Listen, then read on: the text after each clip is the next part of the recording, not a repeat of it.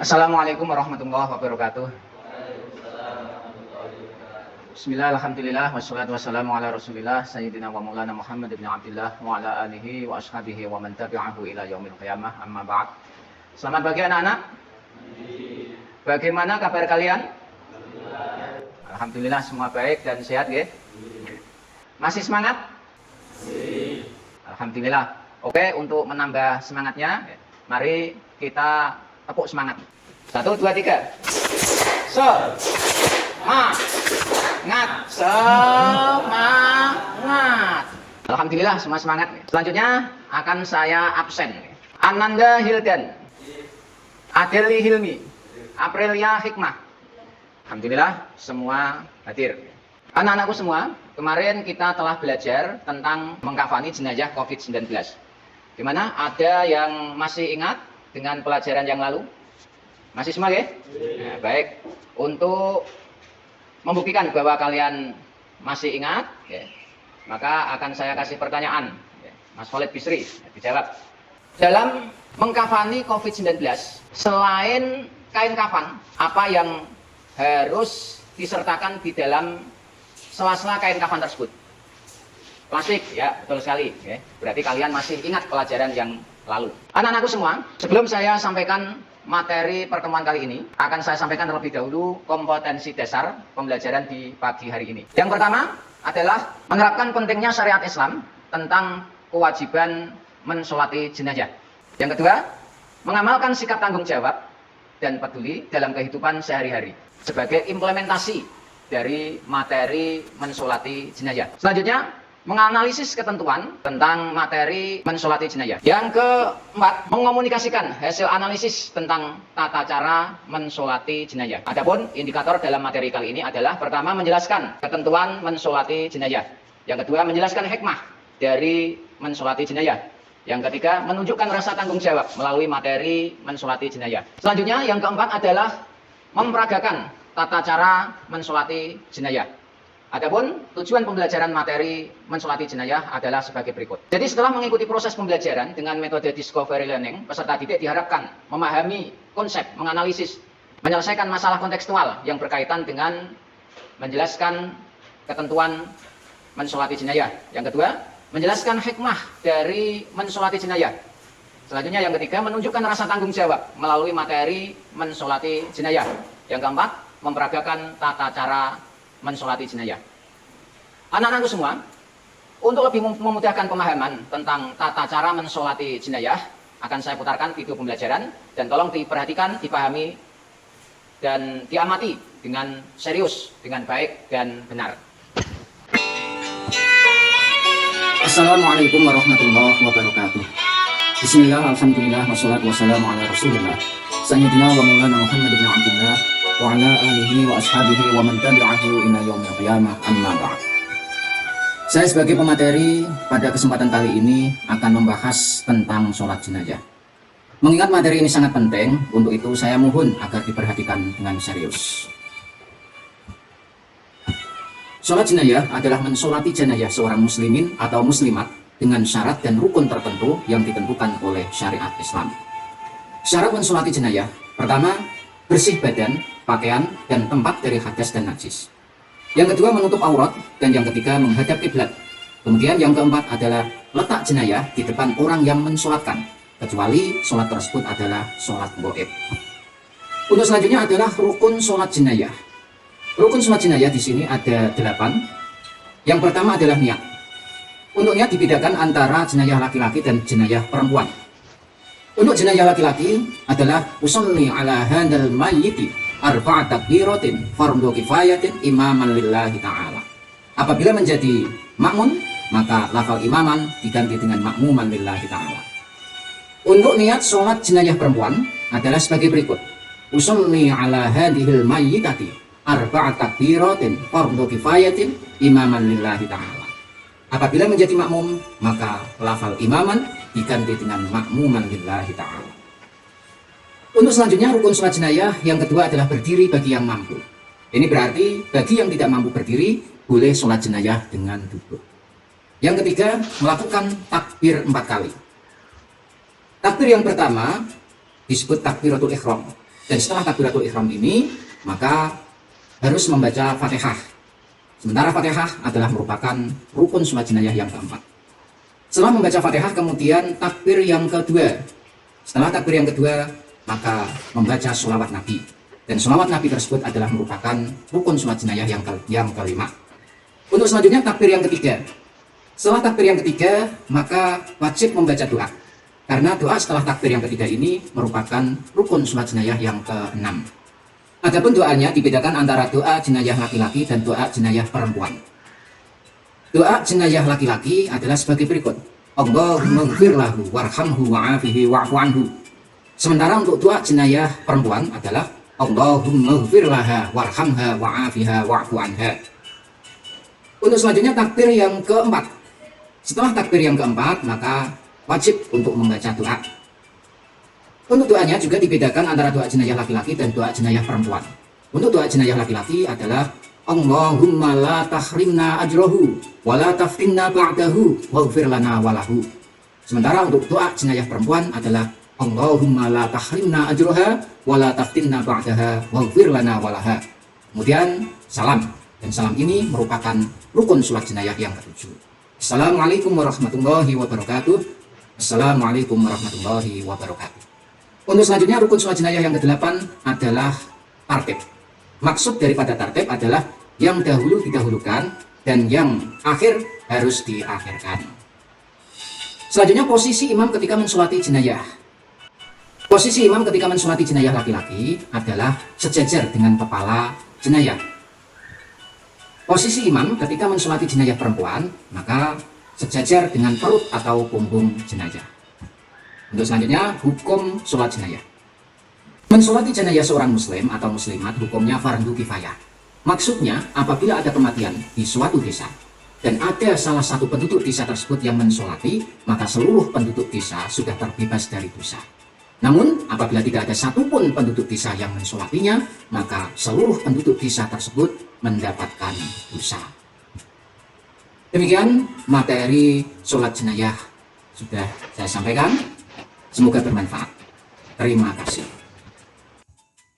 Assalamualaikum warahmatullahi wabarakatuh. Demikian tadi video pembelajaran telah kalian lihat bersama-sama. Tentu kalian sudah memahami apa yang disampaikan di dalam video pembelajaran tersebut. Namun apabila ada yang belum paham, saya persilahkan untuk bertanya. Siapa yang ingin bertanya? Atau semua sudah paham? Sudah paham ya?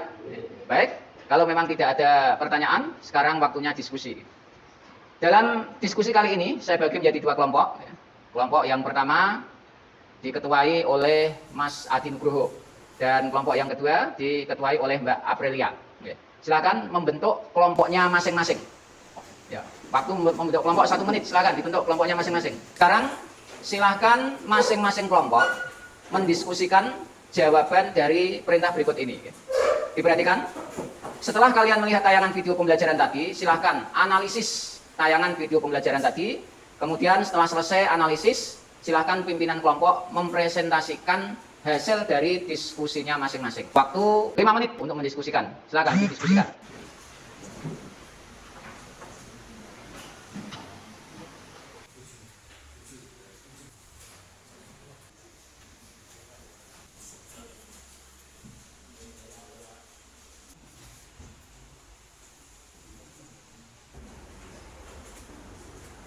Waktu 5 menit sudah selesai. Gimana diskusinya sudah selesai? Oke. Sekarang saatnya perwakilan kelompok untuk mempresentasikan hasil diskusinya masing-masing. Untuk kelompok pertama diwakili oleh ketua kelompoknya untuk mempresentasikan. Silakan Mas Adi Nugroho. Dipresentasikan yang keras. Dengan suara yang keras. Assalamualaikum warahmatullahi wabarakatuh. Waalaikumsalam warahmatullahi wabarakatuh. Setelah kami menganalisis video yang ditayangkan, tadi mengambil kesimpulan bahwa 1. Mensolati jenazah hukumnya fardu kifayah. 2. Dibedakan niat dan sholat antara jenazah laki-laki dan perempuan. 3. Posisi imam ketika mensolati jenazah laki-laki sejajar dengan kepala jenazah. 4. Posisi imam ketika mensolati jenazah perempuan sejajar dengan perut atau punggung jenazah. Wassalamualaikum warahmatullahi wabarakatuh. Selanjutnya kelompok 2 untuk mempresentasikan hasil diskusinya. Silakan. Diwakili oleh ketua kelompoknya Mbak Aprilia. Assalamualaikum warahmatullahi wabarakatuh. Waalaikumsalam warahmatullahi wabarakatuh. Setelah kami mengambil kesimpulan bahwa 1. Mensolati jenazah hukumnya fardu kifayah. 2. Dibedakan niat dan doa antara jenazah laki-laki dan perempuan. 3. Posisi imam ketika mensolati jenazah laki-laki sejajar dengan kepala jenazah. 4. Posisi imam ketika mensolati jenazah perempuan sejajar dengan perut atau punggung jenazah. 5. Perempuan juga dibolehkan mensolati jenazah. 6. Cara mensolati jenazah COVID-19 dan jenazah non-COVID-19 adalah sama. Assalamualaikum warahmatullahi wabarakatuh. Alhamdulillah, apa yang dipresentasikan kedua pimpinan kelompok sangat bagus ya. Ini menunjukkan bahwa kalian sangat cerdas dan memperhatikan apa yang tadi telah ditayangkan dalam video pembelajaran tadi. Anak-anakku semua, salah satu kewajiban bagi seorang muslim dalam perawatan jenazah itu adalah mensolati. Sebagaimana kalian ketahui tadi bahwasanya mensolati jenazah seorang muslim atau muslimat itu hukumnya fardu kifayah. Maka jangan sampai ada jenazah dari seorang muslim itu tidak ada yang mensolatinya. Karena apabila dalam satu kampung yang dimana ada seorang muslim atau muslimat yang meninggal dunia, namun tidak ada penduduk satu kampung itu yang mau mensolati sama sekali, maka penduduk kampung tersebut mendapatkan dosa semua. Namun apabila ada satu saja yang mensolatinya, maka semua penduduk kampung sudah tidak berdosa. Namun tentunya jangan sampailah ketika ada penduduk kampung yang meninggal dunia lalu hanya satu yang mensolatinya. Ya, silahkan disolati secara bersama-sama. Ya. Paling tidak itu ya setengah dari penduduk kampung, atau kalau bisa semuanya guyup untuk memberikan penghormatan terakhir pada jenazah muslimin atau muslimat tersebut dengan mensolati secara berjamaah. Anak-anakku semua, untuk selanjutnya adalah praktek mensolati jenazah. Siapa di antara kalian yang bisa praktek? Atau mungkin semua saja secara berjamaah? Semua saja secara berjamaah. Anggaplah ini adalah jenazah laki-laki. Berarti nanti mensolatinya imam bagaimana? Imam berada di mana? Sejajar dengan kepala. Silakan Mas Bisri ke sini. Ya. Imam di sini. Ya. Baik, semuanya berdiri untuk praktek sholat jenazah. Mas Bisri sebagai imamnya. Doanya tadi, niatnya dan doanya sudah kalian dengarkan semua di dalam video pembelajaran tadi. Sudah, mulai praktek. Anggaplah ini adalah mayit jenazah laki-laki.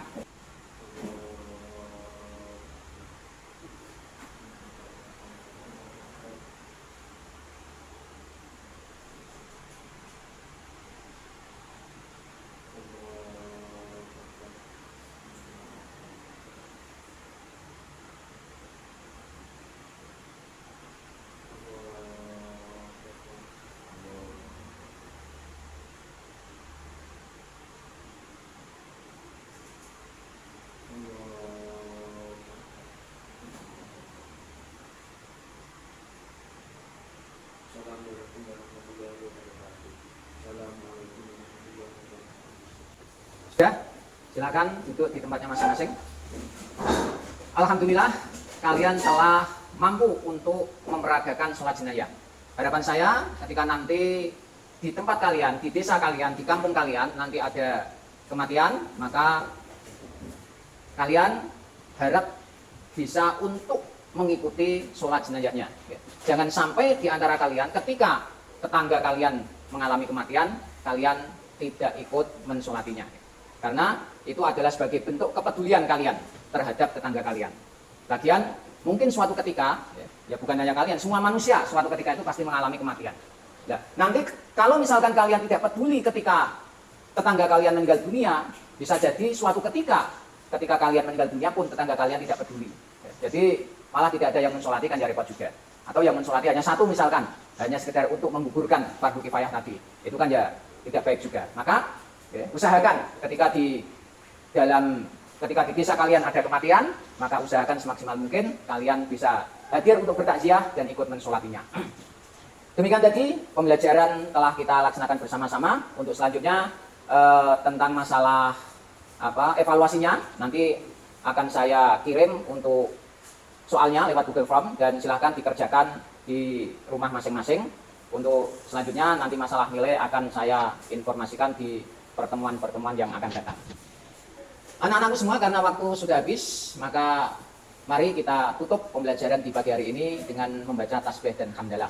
Subhana rabbika rabbil izzati amma yasifun wa salamun alal mursalin walhamdulillahi rabbil alamin. Wallahu muwaffiq ila aqwamit thoriq wal afu minkum. Wassalamualaikum warahmatullahi wabarakatuh.